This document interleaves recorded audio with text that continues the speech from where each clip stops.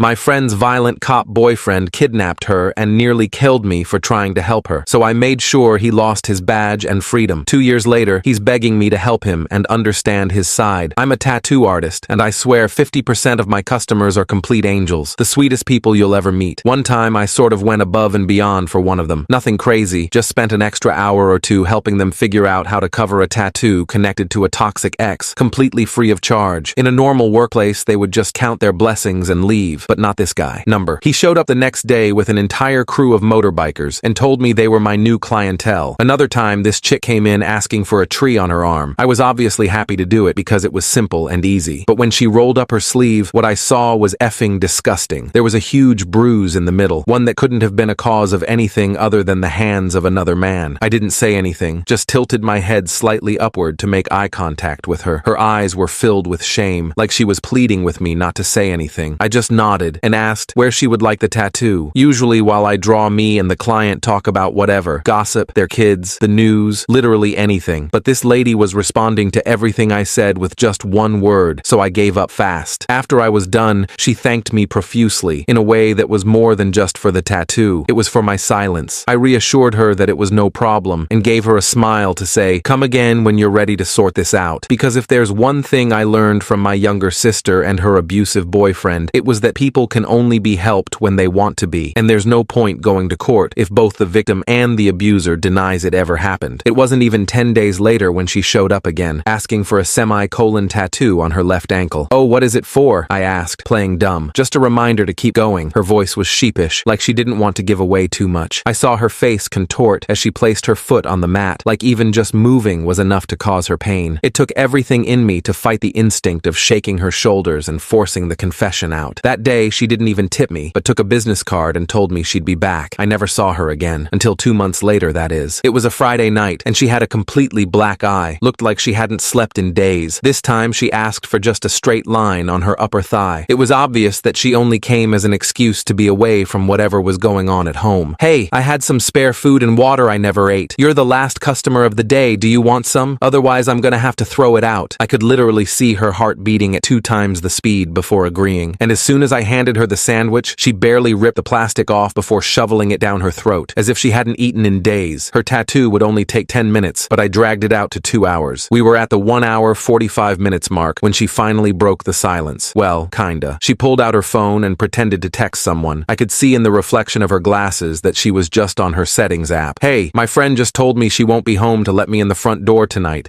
Is it cool if I... Actually, you know what? Don't worry about it, never mind. Of course you can stay here. I was actually planning on pulling an all-nighter to work on some stuff. I was lying through my teeth, but she bought it, or pretended to anyway." I could see her trying to hide her excitement, but the corners of her lips were turned up all the way. That night, she slept on the tattoo bed while I pretended to work on my computer. I had just finished another game of League of Legends when I heard her laughing in her sleep. I turned around smiling, but that's when I saw tears streaming down her face. I sat down beside her. "Please don't make me go back there. Keep me safe, please." I held her hand and nodded, and suddenly she shot straight up and finally explained what was going on. Her boyfriend was a police officer, and a well-respected one at that. Except when he went home every day, instead of watching TV or drinking a few beers, he'd spend the night wailing on her. He called it their little game. She had nowhere to turn, except for now. I opened my mouth to ask more, but she shook her head. "Not tonight," she said quietly, before turning her back and going back to sleep. The next morning, there was a knock at the door. It was the police. My heart nearly stopped. I quickly told her to hide in the back room and stay quiet. I took a deep breath and opened the door, trying to look casual in my wrinkled t-shirt from yesterday. 2 cops stood there. One of them I recognized immediately from her phone background, the boyfriend. He was tall, clean-cut, with this smile that didn't reach his eyes. The other guy was shorter, older, just standing there looking bored. They both had their hands resting on their belts, too close to their GNs for my comfort. "Morning," the boyfriend said, all friendly-like. "I'm Officer Mark Reynolds. We're looking for a Jane Wilson. About 5 feet 4 inches, brown hair, probably came in for a tattoo recently." I didn't flinch. "Nope, don't know her. I get a lot of clients, though. You got a picture?" He pulled out his phone and showed me her face. I shook my head. "Sorry, man. Doesn't ring a bell." I kept my face neutral, though my mouth had gone completely dry. Officer Reynolds looked past me, scanning the shop. His eyes lingered on the door to the back room. "Mind if we take a look around? Just routine." "Actually, I do mind. I've got client privacy to think about, and I don't see a warrant." I tried to sound casual, but my heart was pounding so hard I was sure they could hear it. I crossed my arms, blocking the doorway as best I could. The older cop sighed. "Come on, Mark. We've checked 3 places places already. Let's go. Reynolds kept staring at me, this little smirk on his face, like he knew, like he was just playing along. Sure thing. Sorry to bother you. If you do see her, give us a call, yeah? She's not well. Family's worried. There was something in the way he emphasized family that made my skin crawl. I nodded and closed the door as they left. I watched through the blinds as they got in their car. Reynolds looked back at the shop one more time before they drove away, his eyes meeting mine through the glass. When I went to the back room, I found her curled up in the corner, shaking. He knows I'm here, she whispered. He always knows. You're safe, I told her, not entirely believing it myself. But we need a plan. You can't stay here forever. She nodded, wiping her eyes. I'm Melissa, by the way. I never even told you my name. Tony, I said. And I think we need to be smarter than just hiding you here. That guy's going to come back. And that's exactly what happened, but not in the way I expected. I spent the rest of that day in a state of constant paranoia. Every time the bell above the door jingled, I nearly jumped out of my skin. Melissa stayed in the back room, only coming out when I gave her the all clear. I canceled my appointments for the day, telling clients there was a family emergency. Not entirely a lie, I guess. We need to get you somewhere safer, I told Melissa as I locked up that evening. This is the first place he'll check again. She nodded, staring at her hands. I don't have anywhere to go. My parents live in Florida, and all my friends here are his friends too. I thought about it for a minute. My buddy Victor owns a cabin about an hour north of here. Uses it for hunting season, but it's empty most of the year. I bet he'd let us use it. I called Victor, making up some story about needing space to work on a big tattoo project. He was cool about it, told me where to find the spare key. I packed some supplies while Melissa gathered her few belongings. We waited until after midnight before sneaking out the back door to my hit-up Honda Civic. The drive was tense. Melissa kept checking the rearview mirror, flinching whenever headlights appeared behind us. I took a bunch of random turns, doubling back a few times to make sure we weren't being followed. Probably overkill, but better safe than sorry. The cabin was pretty basic. One bedroom, a small kitchen, living area, and a bathroom with a shower that barely worked. But it had electricity and running water, and most importantly, it was hidden down a dirt road with no neighbors for miles. You take the bedroom, I told her. I'll crash on the couch. She looked around nervously. What if he finds us? He won't, I said, trying to sound more confident than I felt. Get some sleep. We'll figure out next steps tomorrow. I barely slept that night, listening for cars on the gravel road. The next morning, I drove back to town to open the shop, leaving Melissa with my old laptop and a burner phone I'd picked up. I told her to stay inside, keep the curtains drawn, and only call me in an emergency. The shop was quiet that day. Too quiet. I kept expecting Reynolds to show up again, but he didn't. That almost made me more nervous. Around noon, my buddy Chris from the motorcycle crew stopped by for a touch-up on his sleeve. You look like shit, man, he said as I set up my station. I shrugged. Rough night. Hey, you still work security at the hospital, right? Chris nodded. Going on 5 years now. Why? I hesitated, then decided to trust him. I've got a situation. Friend of mine is trying to get away from an abusive boyfriend. Problem is, the boyfriend's a cop. Chris's face darkened. That's a tough one. Cops protect their own. Yeah, I'm finding that out. Any advice? He thought for a minute while I worked on his tattoo. Documentation. Get everything on record. Photos, recordings, medical reports if possible. And find allies within the system. Not all cops are bad. This guy seems pretty connected, I said. Chris nodded. Then you need to be careful, man. These situations can get ugly fast. After Chris left, I picked up some groceries and supplies before heading back to the cabin. Melissa seemed calmer, had even showered and changed into some clean clothes I'd brought her. I've been thinking, she said as we ate dinner. I need to get my stuff from the apartment. Just some clothes, important documents. I can't start over with nothing. I shook my head. Too risky. He's probably watching the place. He works night shift this week, she said. He won't be home from 8 p.m. to 8 a.m. We could go tonight. It was a bad idea. I knew it was a bad idea, but she was right. She needed her birth certificate, social security card, all that stuff. So against my better judgment, I agreed. We drove back to town around 10 p.m. Her apartment was in a decent complex not far from my shop. She directed me to park a block away, just in case. I'll be quick, she promised. 15 minutes, tops. I insisted on coming with her. No way was I letting her go in alone. We used her key to get into the building, then took the stairs to the third floor. The hallway was empty, quiet except for a TV blaring from someone else's apartment. Her hands shook as she unlocked the door. The apartment was neat, almost sterile, everything in its place. I followed her inside, feeling like an intruder. I'll grab my documents from the office, she whispered. Can you get my medication from the bathroom? It's the prescription bottle on the counter. I nodded and headed to the bathroom while she went to what I assumed was the home office. The bathroom was spotless, like something from a magazine. I found the prescription bottle, antidepressants, and pocketed it. That's when I heard the front door open. My blood turned to ice. I heard a man's voice, Reynolds, talking to someone. Then Melissa's voice, high and nervous. I pressed myself against the wall, heart pounding. I was trapped. I told you I'd be back for my things, Melissa was saying. You're supposed to be at work. Called in sick, Reynolds replied, his voice casual. Who's here with you, Mel? I saw two people come up. I looked around frantically. The bathroom window was small, but I might be able to squeeze through. It opened onto a fire escape. I started to slide it open as quietly quietly as possible. "No one's with me," Melissa said. "You're being paranoid again." "Don't lie to me." His voice changed, became harder. I heard something crash, then Melissa cried out. That did it. I abandoned the window and burst out of the bathroom. Reynolds was standing in the living room, gripping Melissa's arm. He spun around when he saw me, surprise flashing across his face before settling into a cold smile. Well, the tattoo artist. I knew you were lying." He was still in uniform, jean on his hip. My stomach dropped. "Let her go," I said, trying to keep my voice steady. "We're just getting her stuff, then we're leaving." Reynolds laughed. "You don't get it, do you? She's my girlfriend. This is between us. You need to leave." Melissa wrenched her arm free. "I'm not your girlfriend anymore, Mark. I'm done." His face darkened. "You don't get to decide that." I stepped forward, putting myself between them. "Yes, she does. We're leaving now." I didn't see the punch coming. One second I was standing, the next I was on the floor, my jaw exploding with pain. Reynolds stood over me, shaking out his hand. "Assaulting an officer," he said calmly. "That's a serious offense." "You hit him!" Melissa shouted. Reynolds ignored her, reaching for his handcuffs. "You're under arrest for assaulting a police officer and breaking and entering." I scrambled backward, tasting blood. "She has a key. We didn't break in." "Your word against mine," he said, advancing on me. What happened next happened so fast, I barely registered it. Melissa grabbed something from the side table. Later I realized it was a heavy glass paperweight and swung it at Reynolds' head. It connected with a sickening thud, and he staggered, then collapsed. "Oh God," she whispered, dropping the paperweight. "Oh God, oh God." I got to my feet, checking Reynolds. He was unconscious, but breathing. Blood trickled from a cut on his temple. "We need to go," I said, grabbing her hand. "Now." We ran, grabbed her backpack with the documents she'd managed to collect, then bolted down the stairs and out to my car. I drove with shaking hands, expecting police sirens any minute, but nothing happened. We made it back to the cabin without being followed. Melissa was in shock, sitting on the couch with her arms wrapped around herself. "I hit a police officer. I'm going to jail." "It was self-defense," I said, though I wasn't sure how much that would matter. "He attacked me first. No one will believe us," she said flatly. "It's his word against ours, and he's a cop." She was right, and we both knew it. Reynolds could spin this however he wanted. I sat down heavily, my jaw throbbing. "We need help, professional help." The next morning, I called the only lawyer I knew, Sarah Jenkins, a former client who'd gotten a memorial tattoo for her brother last year. She worked at a legal aid clinic downtown. I gave her a bare-bones version of the situation over the phone. "Come to my office," she said, "both of you. We need to document everything." I was nervous about going back into town, but we didn't have much choice. Sarah's office was in a small building near the courthouse. She ushered us in quickly, closing the blinds before sitting us down. "Show me," she said to Melissa. Wordlessly, Melissa rolled up her sleeves, revealing bruises in various stages of healing. She lifted her shirt to show more across her ribs. Sarah took photos, her face grim. "How long has this been happening?" 2 years, Melissa said quietly. "It started with pushing, grabbing too hard, then slapping, then worse." Sarah turned to me. "And you've been helping her hide?" I nodded, wincing at the pain in my jaw. "Since yesterday, but he found us at her apartment last night." I explained what had happened. Sarah listened without interrupting, taking notes. "He hasn't filed a report," she said when I finished. "I checked the system before you arrived. No assault charges, no APB for either of you." "That's good," I said uncertainly. Sarah looked grim. "Maybe. Or maybe he's handling this personally." Those words hung in the air, chilling me to the bone. Reynolds didn't need the system to find us. He had a badge, a gun, and apparently a grudge. "What do we do?" Melissa asked. "We build a case," Sarah said firmly. "Document everything. Every bruise, every threat. We get medical records, witnesses if possible, and we file for an emergency restraining order." "Against a cop?" I asked skeptically. "It's been done before," Sarah said. "It's not easy, but it's possible. The key is evidence. Irrefutable evidence." We spent the next few hours going over Melissa's history with Reynolds. It was worse than I'd imagined. The controlling behavior, the isolation from friends and family, the escalating violence. Sarah recorded everything, had Melissa write out a statement. "What about last night?" I asked. She hit him with a paperweight. "Clear self-defense," Sarah said. "He attacked you first. She feared for your safety and hers. But we need to get ahead of this. If he does file charges, we need to be ready." As we were leaving, Sarah pulled me aside. "Be careful. Men like Reynolds don't give up easily, and they don't play by the rules." I nodded, the weight of the situation settling on my shoulders. "What about tonight? Is the cabin still safe?" She thought for a moment. "For now, yes, but have a backup plan ready." We stopped at my shop so I could grab more supplies and check on things. Everything seemed normal, which somehow made me more nervous. As I was locking up, I noticed a police cruiser driving slowly past. Not Reynolds, another officer I didn't recognize, but he definitely looked at me as he passed. "They're watching the shop," I told Melissa when I got back to the car. "We need to be more careful." We spent the next few days in a tense holding pattern. I'd go to the shop for a few hours, then return to the cabin. Melissa stayed hidden, jumping at every sound. Sarah worked on the restraining order, gathering evidence and statements. Then things got worse. I arrived at the shop one morning to find the front window smashed. Inside, my equipment was damaged. Tattoo machines broken, ink bottles emptied onto the floor, flash art torn from the wall. walls. On the main tattoo chair, someone had carved a deep scratch across the leather. I called Sarah immediately. She arrived with a photographer, documenting everything before I called the regular police. The responding officers took their time, asked a few questions, and basically shrugged it off as random vandalism. Any enemies we should know about? One asked, not even looking up from his notepad. None that I can think of, I lied. After they left, Sarah looked at me grimly. This is escalating. He's sending a message. I nodded, surveying the damage. What do we do? We need more evidence against him, she said. Something concrete that ties him directly to the abuse and to this vandalism. That night, I told Melissa about the shop. She broke down crying, blaming herself. I tried to reassure her, but the truth was, I was scared too. Reynolds was clearly unhinged, and he had a badge to hide behind. I should just go back to him, she said, wiping her eyes, before he hurts you or someone else. That's not happening, I said firmly. We're going to fight this. The next day, I got a call from Chris, my biker buddy. Dude, you need to come to the Rusty Nail. Now, the Rusty Nail was a bar where a lot of the local cops hung out. Not exactly a place I wanted to be right now. Why? Just trust me, Chris said. Come alone. Back entrance. I told Melissa to lock the doors and not open them for anyone but me, then drove to the bar, my stomach in knots. Chris was waiting by the back door, looking nervous. What's going on? I asked. There's a cop inside who wants to talk to you. Says he has information about Reynolds. I hesitated. Could be a trap. Chris shook his head. I don't think so. This guy seems legit worried. He's Reynolds' partner, Sergeant Garcia. That got my attention. I followed Chris inside to a small back room. A middle-aged Hispanic man sat at a table, nursing a beer. He looked up when we entered, his face tired. You the tattoo guy? He asked. I nodded, staying near the door in case I needed to bolt. I'm Sergeant Garcia. I've been Mark's partner for 3 years. He sighed heavily. Look, I don't know exactly what's going on, but Mark's not right. He's been different lately. Aggressive, paranoid. Different how? I asked cautiously. Garcia looked uncomfortable. We got a domestic disturbance call a few months back. Young couple fighting. Mark was too rough with the woman. Said she was resisting, but she wasn't. I reported it, but nothing happened. My blood ran cold. And you think he's doing the same to his girlfriend? I've suspected for a while. She stopped coming to department functions. Always had excuses for bruises. He pulled out his phone. Then I saw this yesterday. He showed me a text from Reynolds. Need to take care of that tattoo guy. He's interfering in personal business. You in? I didn't respond, Garcia said. But I'm worried he's going to do something stupid. More stupid than damaging your shop. I stared at him. That was him? Garcia nodded. He didn't say it outright, but he came in yesterday morning with a cut on his hand. Said he caught it in a door. This was it. The evidence we needed. Would you be willing to make a statement? Officially? He hesitated. It's complicated. There's a code. This guy is dangerous, I said. To Melissa, to me, probably to others. And he's using his badge to get away with it. Garcia was quiet for a long moment. Let me think about it. In the meantime, watch your back. Mark's on duty tonight, but he's been taking a lot of personal time lately. I thanked him and left, my mind racing. This could be the break we needed. An insider willing to speak out. But until Garcia committed, we were still in danger. When I got back to the cabin, something felt off. The lights were on, which was normal, but the front door was slightly ajar. I approached cautiously, heart pounding. Melissa? I called, pushing the door open. The cabin was a disaster. Furniture overturned, drawers emptied, glass broken, and no sign of Melissa. On the kitchen table was a note, written in what looked like lipstick. She's mine. Back off, or next time, it's your blood. I called Sarah immediately, my hands shaking so badly I could barely hold the phone. She told me to meet her at the police station, not the one where Reynolds worked, but the county sheriff's office. Bring the note, she said, and anything else that might have his fingerprints. The next few hours were a blur, filing a missing person report, showing the sheriff the evidence we had, photos of Melissa's bruises, the vandalism at my shop, Garcia's text message, which he had agreed to share after I called him in a panic. The sheriff took it seriously, especially when Sarah mentioned Reynolds was a police officer. We'll put out an alert for both of them, he said, and I'll contact internal affairs at the city PD, but I couldn't just sit and wait. While the official search was happening, I called everyone I knew who might be able to help. The biker crew spread out across town, checking motels and back roads. My regular clients shared Melissa's photo, an old one from before the recent abuse, to protect her privacy. Even Mrs. Rodriguez from the biker crew made calls to her church group, asking them to keep an eye out. 2 agonizing days passed with no sign of either Melissa or Reynolds. I couldn't sleep, couldn't eat. I stayed at my shop, which the biker crew had helped clean up, waiting for news. Sarah checked in regularly, but the official search was moving frustratingly slowly. Then, on the 3rd day, I got a text from an unknown number. Cabin in the woods, 2 miles past the hunting lodge. Come alone, or she dies. I stared at the message, my blood running cold. It had to be Reynolds. He wanted to lure me out there, probably to cull us both and make it look like a murder sewers lied or something. But what choice did I have? I called Sarah first, showing her the text. It's a trap, she said immediately. I know, but he has Melissa. Let the sheriff handle this. I shook my head. There's no time. And if Reynolds sees cops coming, Sarah looked grim. At least let me call Garcia. He might be able to help without escalating things. I agreed to that compromise. While she made the call, I prepared myself as best I could. I wasn't a fighter, had never even been in a real fist fight before Reynolds punched me, but I had to try. Garcia met me at a gas station near the hunting area. He was off duty, wearing civilian clothes, but I could see the outline of his GN under his jacket. "This is a bad idea," he said bluntly. "Mark's not stable. He's been talking crazy at work, paranoid stuff about his girlfriend cheating, about people being out to get him. All the more reason we need to get to Melissa," I said. Garcia nodded reluctantly. "I know the cabin he's talking about. Old Forest Service building, abandoned years ago. We'll approach from different directions. I'll try to talk him down," but he didn't finish the sentence. He didn't need to. The cabin was deep in the woods, accessible only by a rutted dirt track. We parked a quarter-mile away and approached on foot, Garcia circling around to the back while I took the front. The place looked deserted, no vehicles visible, no lights inside. But as I got closer, I could see a thin trail of smoke from the chimney. I crept onto the porch, wincing at every creak of the old boards. Through a dirty window, I could make out a figure slumped in a chair. Melissa, her hands tied behind her back. No sign of Reynolds. I was about to try the door when a voice spoke from behind me. I knew you'd come alone. So predictable. I turned slowly. Reynolds stood at the bottom of the porch steps, his service weapon pointed at my chest. He looked terrible, unshaven, eyes bloodshot, uniform rumpled like he'd been sleeping in it. "Where's your backup?" he asked, glancing around. "The bikers? That lawyer bitch?" I raised my hands slowly. "Just me. Let Melissa go, Mark. This is between you and me now." He laughed, a harsh sound with no humor in it. "There is no between you and me. There's just me and what's mine. You're nothing. A distraction. She's not yours," I said, fighting to keep my voice steady. "She's a person, not property." His face darkened. "You turned her against me, filled her head with ideas. You did that yourself," I said. "Every time you hit her, every time you controlled her." He took a step forward. Jean still trained on me. "You don't understand. I love her. Everything I did was to protect her." "From what?" "From herself," he shouted. "From making mistakes. She needs guidance, structure." I heard movement inside the cabin. Melissa must have regained consciousness. I needed to keep Reynolds talking, keep his attention on me. "So what's your plan here?" I asked. "Call me? Call her? Then what?" He blinked, as if he hadn't thought that far ahead. "We're leaving, starting fresh somewhere else. As fugitives? You're a cop, Mark. You know how this ends." His hand trembled slightly. "Shut up. You don't know anything." "I know Garcia is worried about you," I said, taking a gamble. "He told me you've been acting strange at work. People are noticing." That hit a nerve. "Garcia? He talked to you?" His face contorted with rage. "That traitor! I knew it! Everyone's against me." The door behind me burst open. Melissa stood there, hands still bound but a determined look on her face. "Mark, please, put the GN down." His attention shifted to her, just for a second. That's when Garcia made his move, emerging from the side of the cabin with his weapon drawn. "Drop it, Mark," he shouted. "It's over." What happened next seemed to unfold in slow motion. Reynolds swung his GN toward Garcia. I lunged forward, tackling him around the waist. We crashed to the ground, the GN firing into the air. We struggled, rolling in the dirt, his strength fueled by rage, while I fought with pure desperation. I heard shouting, "Melissa, Garcia," but couldn't make out the words. Reynolds got on top of me, hands around my throat. Black spots danced in my vision as I clawed at his arms. Then suddenly, the pressure was gone. Reynolds slumped to the side, unconscious. Behind him stood Melissa, holding a large branch, her face a mask of determination, despite the tears streaming down her cheeks. Garcia rushed forward, securing Reynolds' weapon and checking his pulse. "He's alive," he confirmed, pulling out handcuffs. "It's over." But it wasn't quite over. There was the aftermath. Statements to the sheriff, a hospital visit for Melissa's injuries and my bruised throat, the slow process of building a case against Reynolds. He was charged with kidnapping, assault, false imprisonment, and a host of other crimes. With Garcia's testimony about his erratic behavior and the mountain of evidence Sarah had compiled, even the thin blue line couldn't protect him. Melissa stayed with me for a few weeks while she figured out next steps. The biker crew took turns keeping watch at my shop, just in case Reynolds had friends who might want revenge, but nothing happened. It seemed most of his colleagues were happy to distance themselves from him once the truth came out. One evening, as we sat in my apartment above the shop, Melissa looked at me thoughtfully. "Why did you help me? You barely knew me." I thought about my sister, about all the times I wished someone had stepped in to help her. Sometimes people just need someone to see them, really see them. She nodded, understanding. "I want another tattoo," she said suddenly. "A phoenix, rising from ashes, right over the worst of the scars on my back." I smiled. "I think I can manage that." I started on Melissa's phoenix tattoo the next day. She wanted it big, covering most of her upper back where the worst scars were. I spent hours just on the design, making sure every line would work with her skin and hide the marks Reynolds had left. When I showed her the final sketch, she actually cried a little. "It's perfect," she said, touching the paper gently. "When can we start?" "Whenever you're ready," I told her. "This is gonna take multiple sessions though. Back pieces are no joke." We scheduled the first session for the following week. In the meantime, Sarah was working overtime on the case against Reynolds. He was being held without bail, which gave us all some breathing room. Garcia had officially gone on record about Reynolds' behavior at work, and 3 other women had come come forward with stories about uncomfortable encounters with him while he was on duty. The morning of Melissa's first tattoo session, I got a call from Sarah. "Reynolds is trying to make a deal," she said without preamble. My stomach dropped. "What kind of deal?" "He'll plead guilty to reduce charges if they drop the kidnapping and some of the assault counts." She sounded mad. "His lawyer is pushing the dedicated officer having a mental health crisis angle." "That's bullshit," I said, my free hand clenching into a fist. He knew exactly what he was doing. "I know, the DA's office isn't biting yet, but I wanted you and Melissa to be prepared. This might get messy." I thanked her and hung up, not looking forward to telling Melissa. She'd been doing better, sleeping through the night, eating regularly, even laughing sometimes. This news might set her back. When she arrived for her tattoo appointment, I could tell something was off. She was fidgety, kept checking her phone. "Everything okay?" I asked as I set up my station. She hesitated, then showed me her phone. It was a text from a number she didn't recognize. "He still has friends outside. Watch your back." I felt a chill run down my spine. "When did you get this?" "This morning," she said, her voice small. "Do you think it's real?" I didn't know, but I wasn't taking chances. I called Chris immediately, explaining the situation. Within an hour, 2 of his biker buddies were parked outside the shop, pretending to be customers while keeping an eye out. I also called Sarah, who promised to talk to the sheriff about the threat. Despite the tension, we went ahead with the tattoo session. I figured keeping to our routine was better than letting fear control us. Melissa lay face down on the table while I worked on the outline of the phoenix. The steady buzz of the machine was almost meditative, helping both of us calm down. "Does it hurt?" I asked after about an hour. "Yeah," she said, her voice muffled against the headrest. "But it's a good kind of pain, like I'm taking back control." I nodded, even though she couldn't see me. I understood that feeling. Every tattoo I'd gotten after my own rough patches had felt the same way. We were about halfway through the outline when the shop door opened. I looked up, expecting to see one of the bikers coming in to check on us. Instead, it was a woman I'd never seen before. Tall, blonde, professional looking in a pantsuit. "Can I help you?" I asked, not stopping my work. She approached slowly, eyes fixed on Melissa's back. "I'm Detective Laura Simmons, Internal Affairs." She showed me a badge. "I need to speak with Ms. Wilson." Melissa tensed under my hands. "About what?" I asked, trying to keep my voice neutral. "New developments in the Reynolds case," Simmons said. "I'd prefer to discuss it privately." I stopped tattooing and set down the machine. "We're kind of in the middle of something here." Melissa sat up, holding a towel against her chest. "It's okay, Tony. I want to hear this." I reluctantly stepped out, joining the bikers in the front of the shop while Melissa and Simmons talked in the back room. I couldn't hear what they were saying, but through the partially open door, I could see Melissa's face going through a range of emotions: surprise, anger, then something like determination. After about 20 minutes, Simmons left with a nod in my direction. Melissa came out looking shaken but somehow stronger. "What was that about?" I asked once we were alone. "They found stuff on Reynolds' computer," she said quietly. "Photos of me and other women, and records of him using police resources to track people, including you." I felt sick. "Jesus. There's more," she continued. "He was part of an online forum for cops who—" She trailed off, then took a deep breath. "For cops who believe they have the right to discipline their wives and girlfriends. He was getting advice there, sharing techniques." My hands clenched involuntarily. "Please tell me they're investigating everyone in that forum." She nodded. "That's why Simmons came personally. They're building a bigger case now, and they want me to testify." "Are you going to?" Melissa looked at me, her eyes clearer and more determined than I'd ever seen them. "Absolutely. I'm done being scared." We didn't finish the tattoo that day. Melissa was too emotionally drained, and frankly, so was I. But she came back the next day, and we got through another few hours of work on the Phoenix. Over the next few weeks, a routine developed. Melissa would come in for tattoo sessions 3 times a week. Sarah would update us on the case. The bikers kept watch, though less obviously as time went on. And slowly, things started to feel almost normal. Then one night, as I was closing up shop, I noticed a car parked across the street. It had been there all day, and the driver hadn't gotten out once, just sat there, watching. I pretended not to notice as I locked the front door, then slipped out the back and circled around to get a better look. It was a woman, middle-aged, with short, dark hair. She looked vaguely familiar, but I couldn't place her. As I approached, she rolled down her window. "You're the tattoo artist," she said, not a question. I nodded cautiously. "Can I help you?" "I'm Mark's sister, Vanessa." My blood ran cold, but she held up a hand. "I'm not here to cause trouble. I wanted to see the man my brother's been obsessing over." I stayed a few steps back, ready to bolt if needed. "What do you want?" She sighed, looking tired. "To apologize, I guess. I knew Mark had issues. I've known since we were kids, but I never thought—" She trailed off, shaking her head. "I should have done something sooner." "Why are you telling me this?" "Because I want you to know not everyone in his family is standing behind him." She met my eyes directly. "I've been talking to that lawyer, Ms. Jenkins, telling her about Mark's history, things that might help your friend's case." I wasn't sure what to say. Part of me was suspicious this was some kind of trap, but she seemed genuine. "Thank you," I finally managed. She nodded once, then rolled up her window and drove away. I stood there for a long moment, processing what had just happened. When I finally went back inside, I called Sarah immediately to confirm Vanessa's story. "It's true," Sarah Sarah said, sounding surprised. She contacted me last week, has records of Reynolds's violent behavior going back to his teens. Their parents covered it up, got him into the police academy despite some red flags. She's been carrying that guilt for years. Do you trust her? Sarah hesitated. I'm cautious by nature, but her information checks out, and she seems genuinely remorseful. This could really strengthen our case. I told Melissa about the encounter the next day during her tattoo session. We were making good progress on the phoenix. The outline was complete, and I'd started adding color to the wings. She listened quietly as I worked. I met her once, she said when I finished, at a department Christmas party. She seemed nice but uncomfortable around Mark. Now I understand why. Does it help? I asked, knowing his family isn't all supporting him. She thought about it as I wiped excess ink from her skin. Yeah, actually, it does. Makes me feel less crazy, you know? Like there's outside confirmation that he's the problem, not me. The next few weeks were a whirlwind. The DA's office, bolstered by the new evidence from internal affairs and Vanessa's testimony, refused Reynolds' plea deal. They were going for maximum charges. Meanwhile, the investigation into the online forum had led to suspensions for 3 other officers in different departments. Melissa's phoenix tattoo was coming along beautifully. Each session seemed to make her stronger, more confident. She'd found a new apartment in a secure building and was talking about going back to school to finish her teaching degree. I couldn't have done any of this without you, she told me during one session. I shook my head. You did the hard part. I just provided a hiding spot and some ink. She smiled and believed me. That mattered more than anything. The preliminary hearing for Reynolds's case was scheduled for a Tuesday morning. Melissa was nervous but determined to face him. I offered to go with her for support, and she accepted gratefully. The courthouse was intimidating, all marble and echoing hallways. Sarah met us at the entrance, professional in a navy suit, but with a small tattoo visible on her wrist, one I'd done for her months ago, a simple scales of justice design. Ready? She asked Melissa. Melissa took a deep breath and nodded, as I'll ever be. We followed Sarah through security and into a crowded courtroom. Reynolds was already there, sitting beside his lawyer in an orange jumpsuit. He looked smaller somehow, less threatening. When he saw Melissa, his face twisted with emotion, anger, longing, something else I couldn't identify. I put my hand on Melissa's shoulder, and she straightened her spine, refusing to look away. A small victory, but an important one. The hearing itself was brief but intense. The prosecution laid out their case: the physical abuse, the stalking, the kidnapping, the evidence from Reynolds's computer. His lawyer tried to paint him as a dedicated officer suffering from job-related stress and PTSD, but the judge wasn't buying it. When it was over, the judge denied bail again and set a trial date. As Reynolds was led away, he looked back once, his eyes finding Melissa in the crowd. She stared right back, unflinching. Outside the courthouse, reporters were waiting. Sarah fielded most of their questions, keeping Melissa shielded from the worst of it. As we walked to the parking lot, Melissa suddenly stopped. I want to say something, she said, turning back toward the small cluster of journalists. Are you sure? I asked. You don't have to. She nodded firmly. I need to. We went back, and Sarah helped create a small space for Melissa to speak. She didn't say much, just that she hoped her case would help other women in similar situations find the courage to leave, and that she was grateful for the support she'd received. As she spoke, I noticed a group of women standing at the edge of the crowd. They weren't reporters. They were watching Melissa with a kind of fierce pride. One caught my eye and nodded slightly. I realized these must be the other women who had come forward about Reynolds. After the impromptu press conference, one of them approached us. Thank you, she said simply to Melissa, for being brave enough to go first. Melissa's eyes welled up, and the two women hugged briefly. No more words were needed. The final session for Melissa's phoenix tattoo happened 2 days before Reynolds's trial was set to begin. The piece was stunning, vibrant colors rising from subtle gray ashes. The wings spread wide across her back, covering most of the scars. It's perfect, she said, examining it in the mirror. Exactly what I needed. As I was cleaning up, she handed me an envelope. What's this? I asked. Open it. Inside was a check for way more than the cost of the tattoo, plus a card. The message was simple. For the next person who needs help, thank you for seeing me. I looked up, confused. I can't take this. It's not for you, she explained. It's for the next person who comes in with bruises they can't explain, or the one after that. A fund to help them get tattoos, or a safe place, or whatever they need. I was speechless. It was such a perfect idea that I couldn't believe I hadn't thought of it myself. We'll call it the Phoenix Fund, she continued, warming to the idea, for people rising from their own ashes. Reynolds's trial lasted 3 weeks. The evidence was overwhelming, especially with Vanessa's testimony about his history of violence and the records from his computer. In the end, he was convicted on all counts and sentenced to 15 years. Melissa was there for the sentencing, sitting between me and Sarah. When the judge announced the verdict, she didn't cheer or cry. She just nodded once, like she was closing a chapter. Outside the courthouse, surrounded by the other survivors who had testified, she finally smiled, a real, full smile that reached her eyes. What now? I asked as we walked to my car. She thought for a moment. Now I get to just live, figure out who I am without all this hanging over me. Sounds like a good plan. 6 months later, my shop was busier than ever. Word had gotten around about the Phoenix Fund, and we'd helped 3 women get tattoos to cover scars and 2 others find safe housing. Chris and his biker crew had become unofficial security consultants, helping women secure their homes and teaching basic self-defense. Melissa stopped by occasionally, usually with baked goods or coffee. She was back in school, living in her new apartment, slowly rebuilding her life. Her Phoenix tattoo had healed beautifully. One day, she brought in a young woman with familiar haunted eyes and a poorly hidden bruise on her wrist. "This is Amanda," Melissa said. "She needs a tattoo and maybe someone to talk to." I nodded, understanding immediately. "I've got time right now, if you want to sit down and discuss designs." Amanda looked nervously between us, then at the phoenix visible on Melissa's shoulder where her shirt slipped down. "Does it hurt?" she asked quietly. Melissa and I exchanged a look. "Yes," Melissa said honestly, "but not as much as staying." Amanda nodded slowly. "Okay, I think I'm ready." As I led them both to the consultation table, I caught Melissa's eye. She gave me a small smile, part gratitude, part pride, part something else I couldn't quite name, but I understood it perfectly. The cycle was continuing, but this time in a way that healed rather than hurt, and that made all the difference.